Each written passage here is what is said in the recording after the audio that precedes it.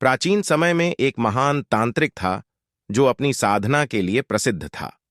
उसने अनेक शक्तियां प्राप्त की थीं और अपनी तंत्र विद्या में महारत हासिल कर ली थी।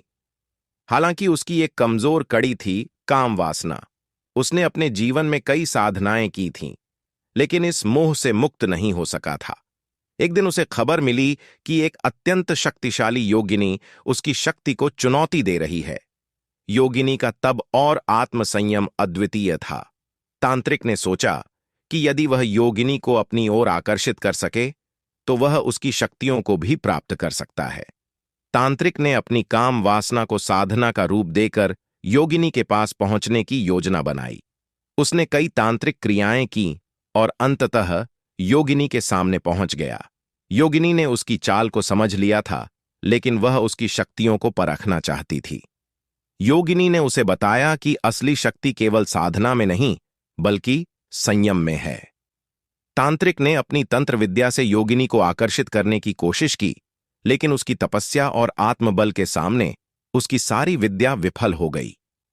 तांत्रिक ने महसूस किया कि उसकी असली कमजोरी उसकी इच्छाएं और वासनाएं थीं।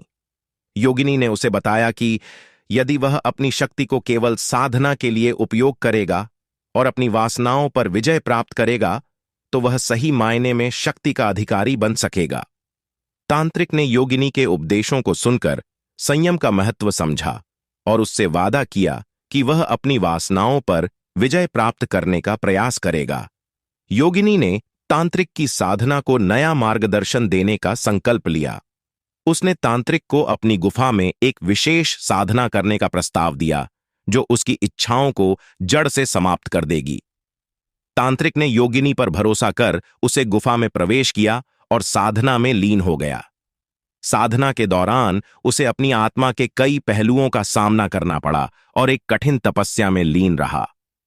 कई दिनों बाद जब उसने अपनी साधना पूरी की और अपनी आंखें खोलीं, तो उसने पाया कि गुफा का द्वार बंद हो चुका था। वह समझ गया कि यह योगिनी की योजना का हिस्सा था। वास्तव में योगिनी ने उसे उसकी वासनाओं से मुक्ति दिलाने और उसके अंतर्मन को उजागर करने का यही उपाय चुना था। अब वह गुफा में अकेला था और उसका बाहरी संसार से कोई संबंध नहीं बचा था।